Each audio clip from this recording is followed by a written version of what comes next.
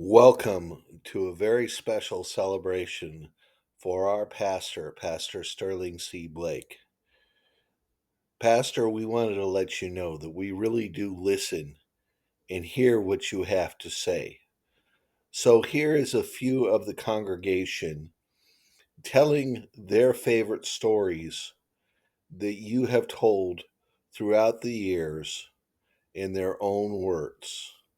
I hope you enjoy this, and may God richly bless you on this day. A special thanks to all of those who helped contribute to this video: Sister Mel, Sister Barker, Sister Hyacinth, Brother Mitchell, and my wife. Good morning, everyone. So this is the day that we choose to tell our pastor out loud that we love him and how much we appreciate him. Now, based on what I have seen and heard, I had heard Pastor as a child, his grand aunt would send him to deliver gifts to their neighbors. And when they have received the gifts from his hand, he also saw that and observed them displayed their thanks and their appreciation unto them for their kindness. And that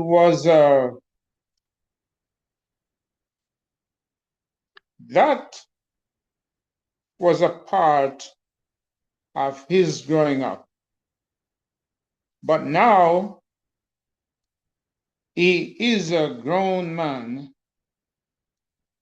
and he has not departed from it.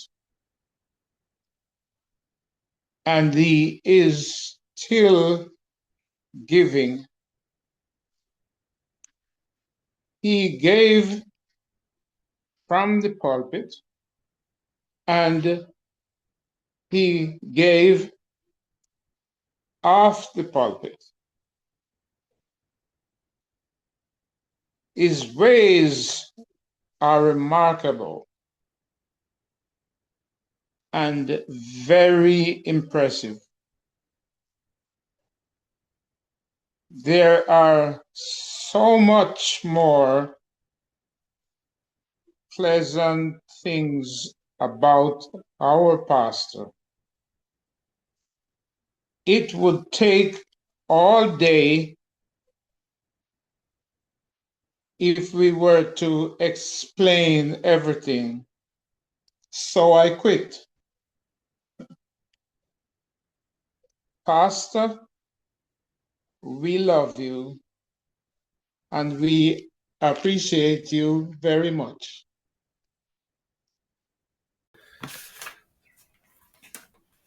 The shoes. God is a good God. I learned to love him from I was a boy. My aunt raised me and make me go to church. I have two pair of shoes, a regular one and the other was very, very tight. When I put it on, I see stars. The regular one is so big, the toes look like Rumpelstiltskin. One Sunday, I wanted to go and play ball with my friend. I put my clothes and shoes on.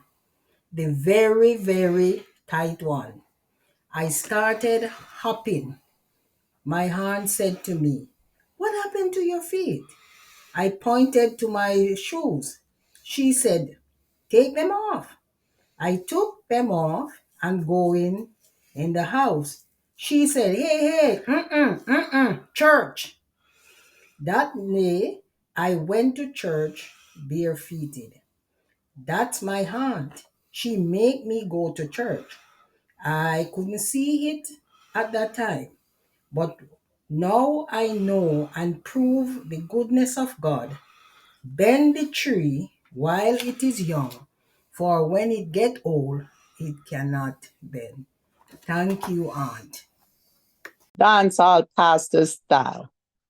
When my pastor funny, you see, you cannot help but laugh when he tell some of him story when he was growing up. From that day, me make a promise. When me grow up, me not go a nobody church. No, boy turn man, dance a keep. Big man in a corner dancing cheek to cheek with sweet pea. Oh boy, the music with that place stop. New selection come on. The song say, judgment a come, where you are go run, where you are go hide. In push with sweet pea. She say, what happened?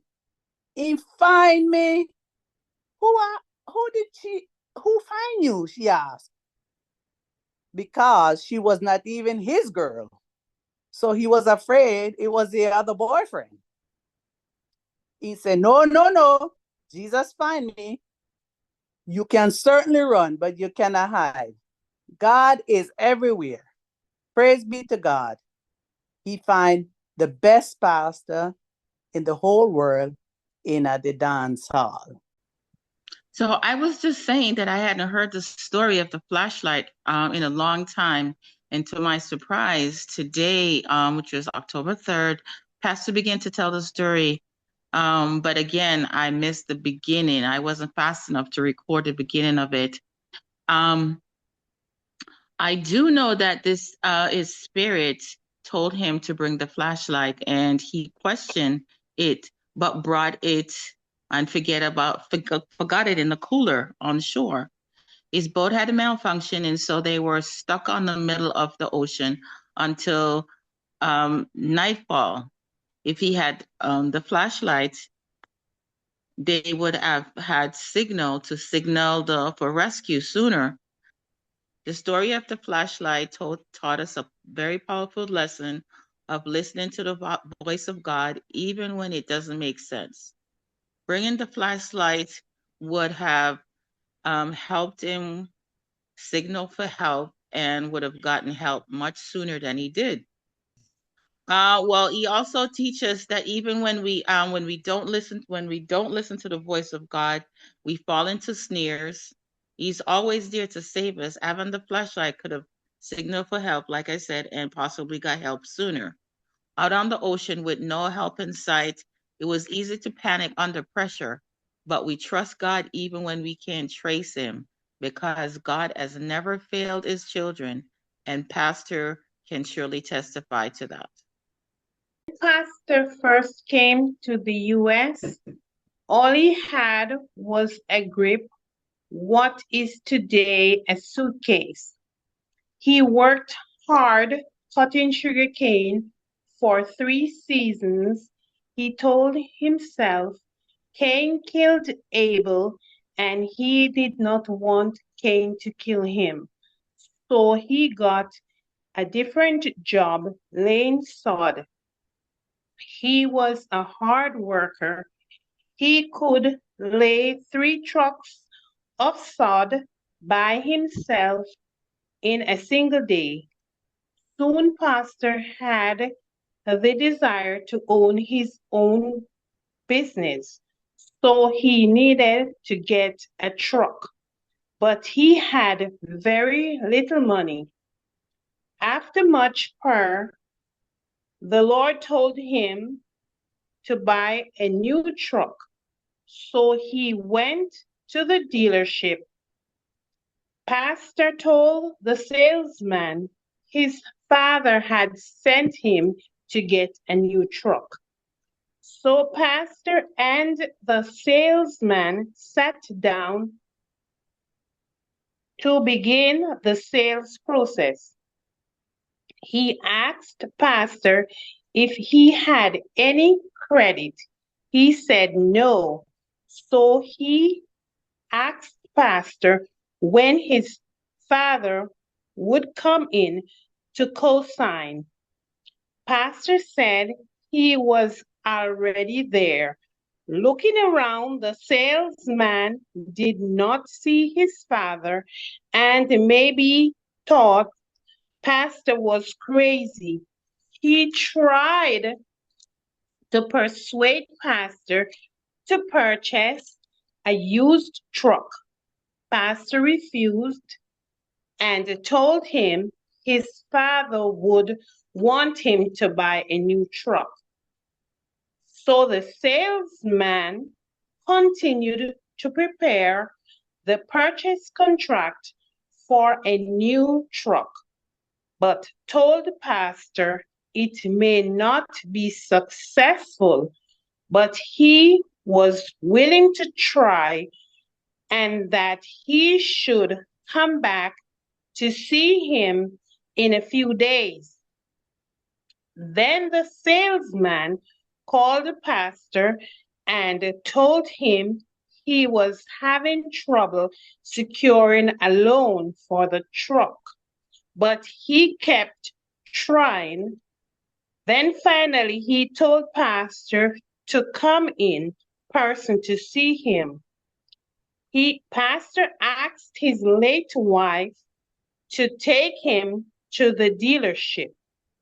She replied that she was not going to make a fool of herself, so he asked her to drop him off a block away and walk to the dealership. Pastor went in to see the salesman, who had a big smile and commented, "Blake, you are not so crazy after all." So Pastor used his little savings to make the down payment and got his first new truck. Pastor still have those who try to discourage him, telling him a landscaping business would fail in the Osceola County, and he should use his truck to sell melon and cane. But at the mention of the word cane, Pastor knew God was able. With the favor of God, Pastor owns one of the largest landscaping company in Florida, even doing such projects as Terminal C at Orlando Airport.